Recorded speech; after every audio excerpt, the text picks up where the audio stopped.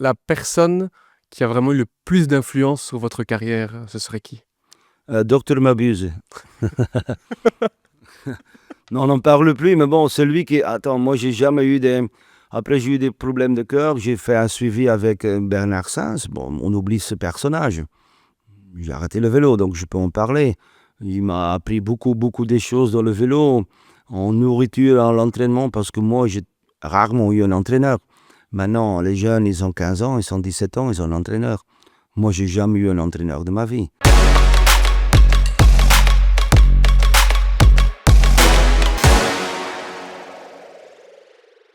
Hello à tous, bienvenue dans À l'ancienne, le podcast de l'ADH qui raconte souvent de très bonnes anecdotes. Et pour ce faire, on a choisi une personne qui a une boîte à souvenirs qui est souvent très croustillante, en la personne de Nico Matan. Salut Nico. Bonjour. Il nous accueille aujourd'hui dans un superbe cadre, celui de la brasserie de Brabander, la brasserie notamment de la bière Quarmont, dont vous êtes ambassadeur, représentant. Comment est-ce qu'on peut Ouais, qualifier? ça fait depuis presque 10 ans que je travaille ici pour la brasserie de Brabander. Donc, bon, je suis plutôt l'ambassadeur de la bière Quarmont. Donc là, le Quarmont qui est connu dimanche, on a le Tour des Flandres. Donc, la bière Quarmont, c'est une bière 6-6. Donc, il y a une petite histoire derrière parce que la pente Quarmont, quand tu la montes, ça fait 6-6. Donc, la bière de Quarmont, c'est 6-6 aussi en alcool. Ouais. Avant d'être ambassadeur de la bière, vous avez été aussi un excellent coureur, Nico. Je rappelle quelques victoires, Gand-Wevelgem, le Grand Prix de Plouay, les 3 jours de la Panne, une étape du Tour de Wallonie, 2 étapes de Paris-Nice, j'en ai oublié. Ouais, il y avait un journaliste qui m'appelait dans le temps Monsieur P. Parce que Monsieur P, j'ai gagné en 2001, j'étais meilleur belge dans le ranking à la fin, devant Monsieur Van Petegem. J'ai gagné presque toutes les courses avec un P. J'ai commencé à gagner le prologue de Paris-Nice. Après, j'ai gagné le 3 jours de la Panne. Après, j'ai gagné Plouay, le Grand Prix de Plouay. Après, j'ai gagné le Grand Prix de Piemonte. Après, j'ai gagné une kermesse à Poitiers. Donc, j'ai gagné beaucoup de courses avec un P. Ouais. On peut aussi dire P comme Prime. Justement, on va commencer notre questionnaire. Quel était, Nico, le meilleur coureur de votre génération? J'ai vécu, bien sûr, j'ai commencé ma carrière avec Frank VDB. Donc, pour moi, c'était le coureur avec le plus de talent.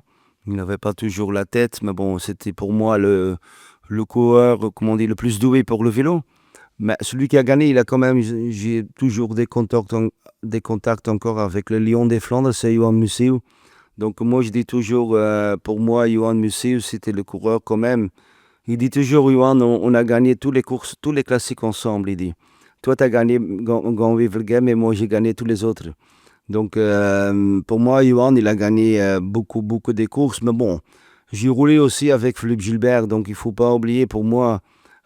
C'est quand même, allez, je dis Musset, mais j'ai toujours bien aimé Philippe Gilbert parce que, bon, vous êtes en Wallonie.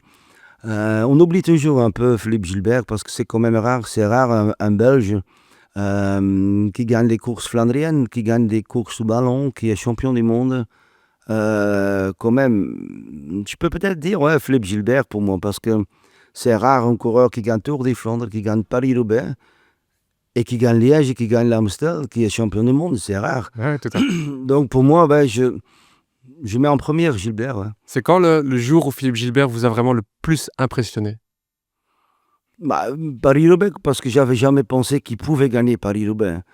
Avec Police, je pense, allez, quand même, pour gagner Paris-Roubaix, j'ai jamais cru en Philippe Gilbert pour gagner Paris-Roubaix. Oui, la Flèche et Liège. Son attaque aussi à Valkenburg, c'était quand même costaud, c'était musclé, son attaque au pied du Valkenberg. Moi, je dis Paris-Roubaix est champion du monde à Valkenberg. Oui, on a aussi parlé de 3 gentlemen, mais il y a aussi des coureurs un peu plus méchants, des bad guys, comme on dit. C'était qui le bad guy du peloton à votre époque? Moi, je n'ai jamais connu vraiment des bad guys, comment on dit, des bad boys. Non, en fait. Bad boy, bon, je dis VDB, mon VDB, c'était pas un bad boy, il était gentil. C'était Ouais. pas, on dit toujours de Frank un bad boy, non, c'était pas du tout comme ça. Frank, il était sage, en fait. Mais un bad boy, dans le temps, je roulais avec Gaumont, mais Philippe Gaumont, c'était un pote à moi aussi, hein, comme Frank. C'était peut-être lui un bad boy, mais bon, c'est quoi un bad boy? Si tu parles dans le peloton, on n'avait pas tellement de. Je pense que dans le moment qu'on roule maintenant, dans la période, il y a plus de bad boys qui prennent beaucoup plus de risques que dans notre époque. Ouais. Non, j'ai pas tellement vu vraiment des bad boys, non, pas du tout. Une catégorie que vous connaissez bien, c'était qui le plus drôle, le coureur le plus drôle de votre génération? On peut pas dire Nico Matana. Le plus drôle, bon, le plus drôle dans le peloton. Bon, à Mussel, lui, il faisait des conneries aussi, hein, parce que parfois, on était dans les étapes de course en Espagne, ils chantaient, les Belges, on était toujours dans les premiers 100 km, on était toujours dans les derniers 20. Et Mussel, il chantait des chansons, mais je pense que maintenant, ça n'existe plus, hein. Si tu voulais aller écouter des chansons derrière dans le peloton, c'est Mussel qui chantait. On avait qui encore des Bramati, c'était aussi David Bramati, le directeur sportif, c'était aussi un mec avec comment on dit, un grand gueule, mais qui avait un bon cœur, qui faisait des conneries aussi dans le peloton, Bramati. C'était un mec sympathique, mais ouais. Ouais, monsieur, c'était, ouais, il était, quand tu connais Johan, c'était aussi un mec spécial dans le peloton. Et après les courses, bon, et une belle victoire, ça se fête. Qui était le plus fort pour faire la fête? Bah, moi. Là, on peut le Non, dire. mais bon, la fête, non, quand j'ai gagné Gand-Wevelgem, j'ai gagné, c'était à 5 km de ma maison. Donc, c'est rare qu'un coureur qui gagne une course, que c'est dans son jardin, en fait. C'est rare que si maintenant, dimanche à Oudenaarde, qu'il y a un coureur qui va gagner qui habite à 5 km de Oudenaarde. Donc, moi, j'avais vraiment l'occasion de faire la fête après Gand-Wevelgem. Je me souviens toujours Freddy Martens qui m'a dit: Nico, va aller te coucher à 9 h, tu peux encore gagner Paris-Roubaix. Mais j'ai dit: Freddy, non, je m'en fous. J'avais une fête de 500 personnes, je suis rentré à 4 h du matin. Mais bon, est-ce que ça m'a, comment dire, gâché que j'ai pas gagné Paris-Roubaix? Je pense pas, parce que moi, c'était dans l'époque de Tom Bonnen. Tom Bonnen, il gagne Tour des Flandres. Au milieu, c'était encore au milieu. La semaine, le mercredi, moi, je gagne Gand-Wevelgem, mais Tom Bonnen, il gagne Paris-Roubaix. Donc, moi, je pouvais jamais gagner contre Tom Bonnen. J'étais pas un coureur non plus pour gagner des gros classiques plus que 250 km. Quand moi, j'ai gagné Gand-Wevelgem, c'était 210, je pense. Donc non, mais la fête, ouais, j'aimais bien la fête, mais maintenant, malheureusement, ça n'existe plus, je pense. Est-ce qu'il y a justement un coureur que vous n'aimiez vraiment pas affronter parce qu'il était soit trop fort ou soit vraiment pas, ouais, pas le type de coureur que vous aimiez? Non, j'ai jamais eu de problème. Il faut toujours chercher des alliants, comment pas des concurrents, mais moi, j'étais toujours bien avec tout le monde. J'ai parlé avec tout le monde, un coureur que j'aimais pas, qui était un peu malin ou qui était un peu... Sournois, vicieux? Un spécial, c'était Wilfried Peters. Lui, il était toujours un peu. J'aime bien Wilfried Peters, j'ai toujours des bons contacts avec lui. Mais c'était quand même un peu. Il voulait. Je me souviens, une étape aux 4 jours de Dunkerque, il était devant. Et moi j'étais dans l'équipe Mapei avec Musset et VDB. Et moi, je reviens avec Schmil, un mot dans la roue de Schmil. Moi, je voulais le passer dans le sprint, mais c'est Wilfried Peters qui gagne devant moi. C'était un spécial, Wilfried Peters dans la course. Wilfried, c'était un spécial. Mais un bon directeur sportif. Quelle est, Nicolas, la plus belle victoire de votre carrière? Moi, j'en ai. Bah, tout le monde parle de Gand-Wevelgem, bien sûr. Pour moi, c'était comment on dit, la cerise sur le gâteau. Exact. Bah, je pouvais gagner trop fois Gand-Wevelgem, hein, parce qu'en 2001, il n'y a personne qui parle de 2001, mais j'ai eu une crevaison à 5 km de l'arrivée. Donc, le dernier 2 km, j'avais encore 2 kilos dans le boyau derrière. Donc, j'attaque encore au dernier kilomètre. Donc, bah, pour moi, c'est Gand-Wevelgem, mais j'ai quand même battu Cancellara aussi. Et je pense que c'est rare, hein. Je pense que ça n'a jamais passé un Belge qui a battu Cancellara dans un chrono. Donc, j'ai quand même battu Cancellara le prologue de Paris-Nice en 2003, à Issy-les-Moulineaux à Paris. Donc, pour moi, c'était aussi bien, aussi joli la victoire en chrono ou ma victoire de Gand-Wevelgem. Mais bien sûr, Gand-Wevelgem, c'était 5 minutes de ma maison. C'était ma course à moi, c'était mes routes d'entraînement avec VDB. On connaissait tous les chemins, Montnoir, Montrouge, Monteberg. Je connais tous les routes par cœur. Donc, pour moi, c'était ma course préférée. Mais j'oublie pas non plus la victoire contre Cancellara, le prologue en 2003 ouais, à Paris-Nice. Ça, ce sont les très bons moments, mais quel est le plus mauvais moment de votre carrière, si vous devez en choisir un? J'ai eu des problèmes avec mon cœur en 99, 99. Donc, j'ai dû arrêter ma carrière 6 mois parce que j'avais des extrasystoles. Mais bon, j'ai jamais senti quelque chose. Donc, j'ai dû arrêter quand même 6 mois. Mais après, bon, j'ai repris le vélo dans le Tour de Région Wallonne à Ploegstert. Donc, après, j'ai jamais eu des problèmes. J'ai fait des tests en Amérique, j'ai fait des tests à Paris. Donc, j'ai continué le vélo. Et donc, ça, c'était. Moi, j'ai pas eu beaucoup de. Comment on dit? Pas. Allez, faut toucher du bois, mais je roule plus de vélo. Mais j'ai pas chuté beaucoup. J'ai jamais cassé quelque chose. Jamais la clavicule. Juste une petite fêlure de ma hanche sur les pavés de Tour de Flandre. Ça, c'était pas une cassure, c'était une fêlure dans le. Comment on dit? Le trochanter. Voilà, ça. Mais sinon, j'ai jamais eu des grosses ennuis de santé dans ma carrière, non. Vous avez aussi connu beaucoup de directeurs sportifs, mais lequel était vraiment le meilleur selon vous?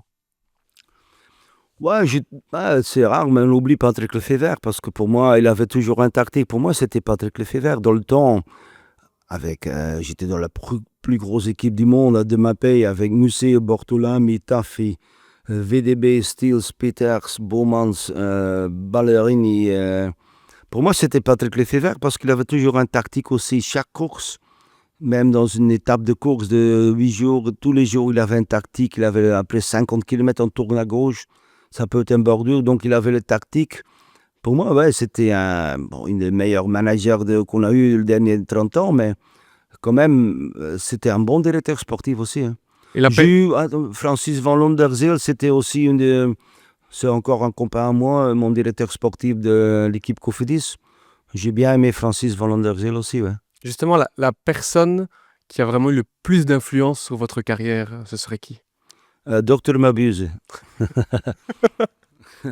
Non, on n'en parle plus, mais bon, celui qui. Attends, moi, j'ai jamais eu des. Après, j'ai eu des problèmes de cœur. J'ai fait un suivi avec Bernard Sainz. Bon, on oublie ce personnage. J'ai arrêté le vélo, donc je peux en parler. Il m'a appris beaucoup, beaucoup des choses dans le vélo, en nourriture, en l'entraînement, parce que moi, j'ai rarement eu un entraîneur. Maintenant, les jeunes, ils ont 15 ans, ils ont 17 ans, ils ont un entraîneur. Moi, j'ai jamais eu un entraîneur de ma vie. Si j'avais peut-être un entraîneur, un vrai entraîneur, je pouvais encore 10% en plus, mais j'ai appris beaucoup de docteurs, pas docteur, Bernard Sainz. J'ai appris beaucoup, beaucoup de choses de lui, hein. Et franchement, je dis la vérité. En nourriture, qu'est-ce que tu dois manger la veille de la course? Les entraînements, par exemple. J'étais un des coureurs rares qui ne s'entraînait pas dans le jour de repos dans le Tour de France. J'ai toujours eu des ennuis avec mes directeurs sportifs. Ouais, Nico, il faut rouler, il a la télé qui est là.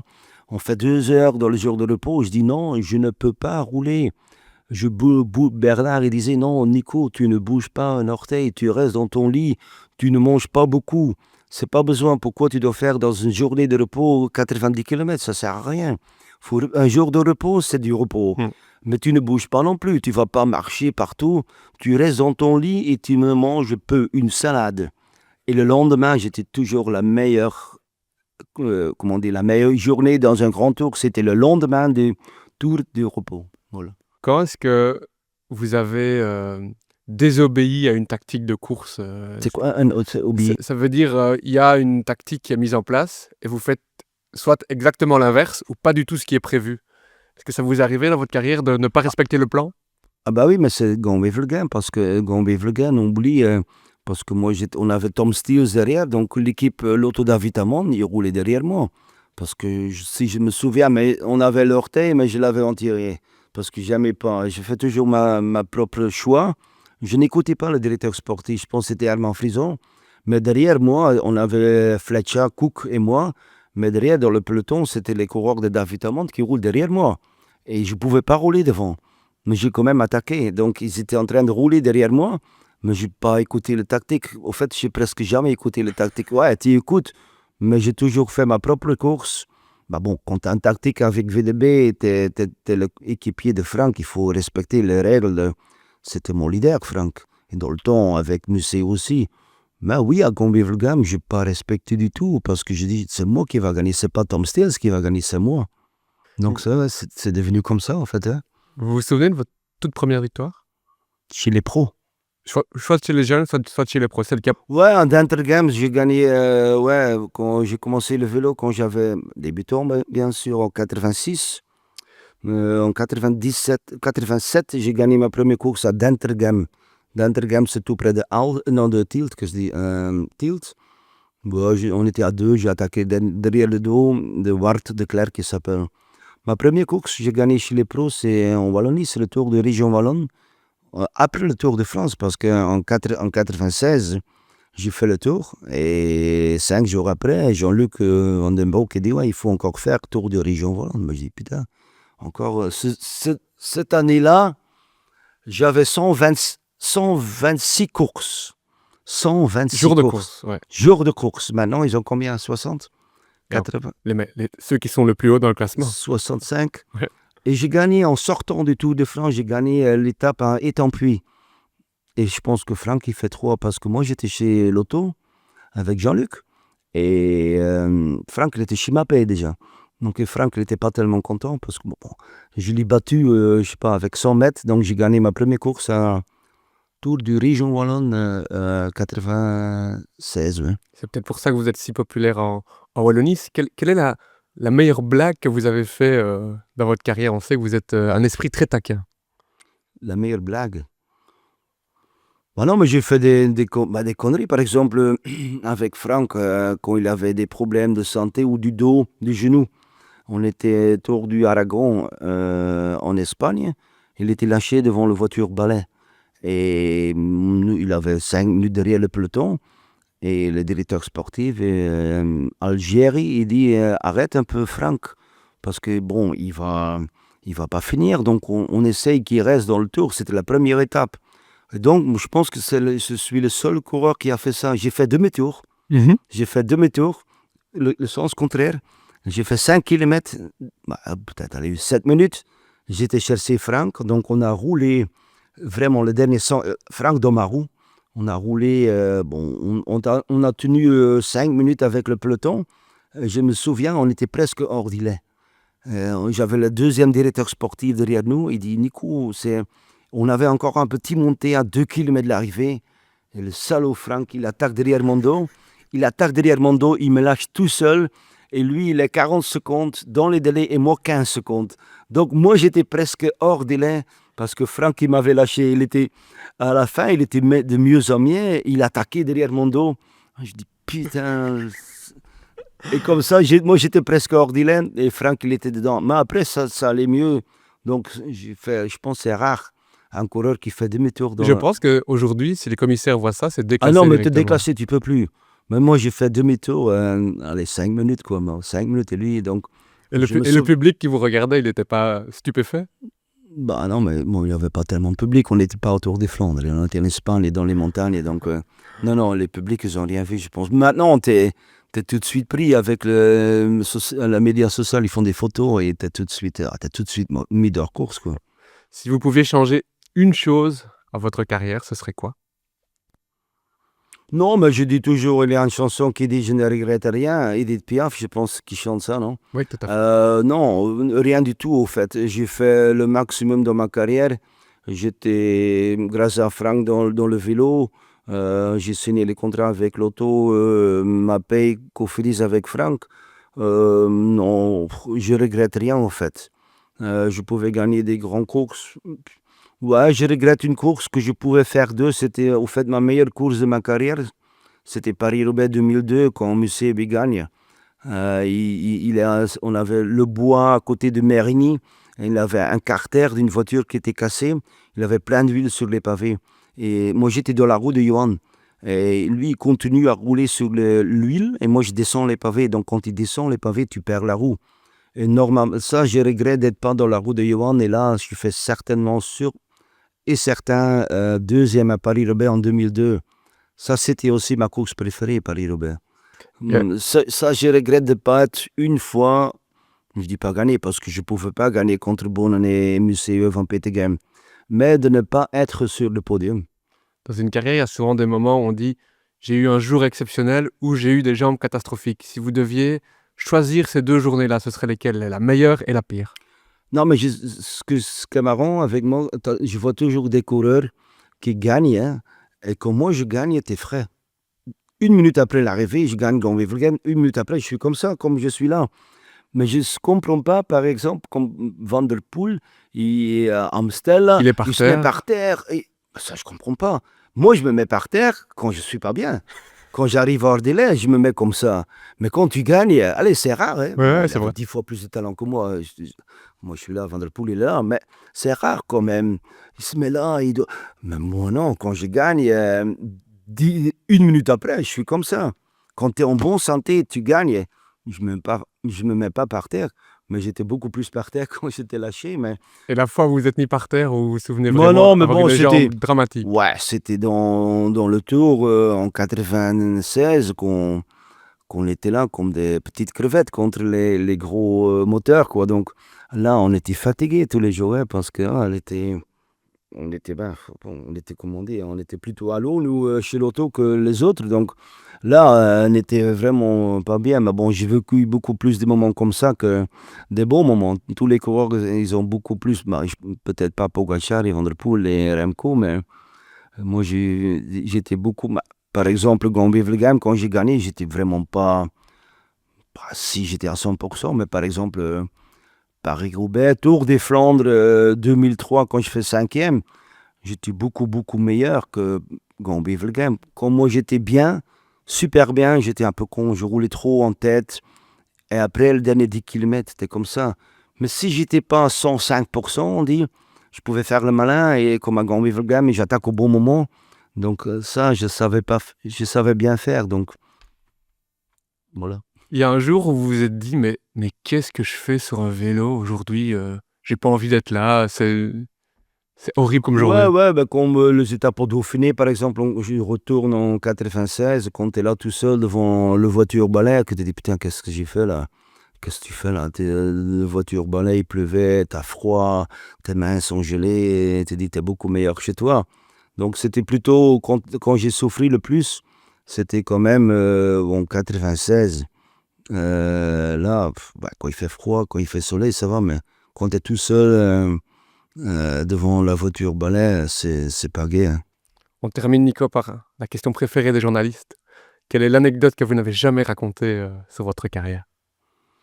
Non, mais j'ai déjà dit à des, comme Gand-Wevelgem, quand j'ai gagné, c'est toujours un peu, je pense que vous n'avez pas encore entendu ça, hein, c'est toujours un polémique avec Fletcher, après la voiture de course qui me passe, il avait tous les jours, tous les années, on en parle, Gand-Wevelgem, c'est Nico Mattens, cette année c'est 20 ans, donc on avait la situation, je t'explique en une minute, la voiture course elle passe, directeur de course elle passe, Paul de Baremaker il passe avec la voiture bleue de Shimano, donc tout le monde dit Fletcher gagne. Donc à ce moment-là, dans le rétroviseur, Paul de Baremac, il me voit arriver. Donc il freine. Il m'avait raconté ça. Je me souviens toujours une kermiscourse à Vienne. J'étais là, Eddy Merckx, Paul de Baremac, Rudy Pevenage et moi. Et Paul de Baremac lui dit, tu sais comment tu as gagné Gand-Wevelgem? Moi je dis, comme ça. Non, je t'ai vu passer, il dit, dans le rétroviseur, donc j'ai freiné. Donc quand tu freines, lui, il roule derrière Fletcher à 52 à l'heure, donc il freine, donc j'arrive plus vite Dans dans l'aspiration. l'aspiration. Bon, j'étais jamais dans l'aspiration, mais j'ai passé parce que lui, il se met à gauche, il roule à 40 à l'heure, donc moi j'arrive à 53 à l'heure. Mais c'était un truc entre Ferretti dans le temps. Il y a une quarantaine d'années quand Ferretti il était manager de Fletcher. Il faut bien penser, Ferretti il était le manager de Fletcher. Il a eu un ennui dans la course de Baremaker avec qu'il a baisé un peu, comment dire, excuse-moi, mais qui a fliqué Ferretti de Baremaker. Maintenant, il dit Paul de Baremaker, je vais fliquer Ferretti. Donc, c'est comme ça, il a freiné comme ça. Et je dis toujours, sans les voitures là-bas, si je pouvais gagner Gand-Wevelgem, oui ou non, je ne vais même pas savoir. Je pense franchement pas. Mais le directeur de course dit oui. Mais si les voitures n'étaient pas là, bon, j'étais jamais dans l'abri. Mais tu vois, la voiture, elle revient vite. Oui, même Donc, mentalement, ça aussi, mentalement, les voitures reviennent. Donc, oh, putain, il est pas loin. il est pas loin. Donc, ça te motive. Et donc, ouais, même si j'arrive là à 30 mètres de Fletcher, je pouvais même passer Fletcher comme ça, sans les mains. Parce que tu es tellement motivé, tu es tellement, comment dire, l'adrénaline Ouais. des supporters qui étaient là. C'était tous mes supporters qui étaient là. Je pouvais, ça je regrette un peu que je pouvais passer Fletcher comme ça. Mais bon, non, c'est pas... Est-ce que finalement cette histoire n'a pas rendu la victoire de l'enfant du pays encore plus légendaire qu'elle ne l'était déjà? Oui, même si par exemple je gagne Gambé-Vlegem avec 2 minutes d'avance, il n'y a plus personne qui en parle. Mais c'est toujours cette polémique-là qui... Bon, j'aime bien, moi, j'aime bien... Même sur la page Wikipédia de Nico Matan, il est mis, il a gagné Gambé-Vlegem après une polémique avec la voiture Ah de oui, course. mais voilà, mais j'aime bien, moi, ça. C'est pour ça que j'en parle, je m'en fous. Je dis la vérité. Paul, il m'a dit, je ne savais même pas. Moi, j'aime bien. C'est toujours mieux avoir une victoire comme ça ou gagner un sprint massif. Il n'y a plus personne qui va en parler. C'est toujours un excellent moment de vous écouter, Nico. Un tout grand merci pour votre Avec présence plaisir. Merci beaucoup. et à bientôt. Merci.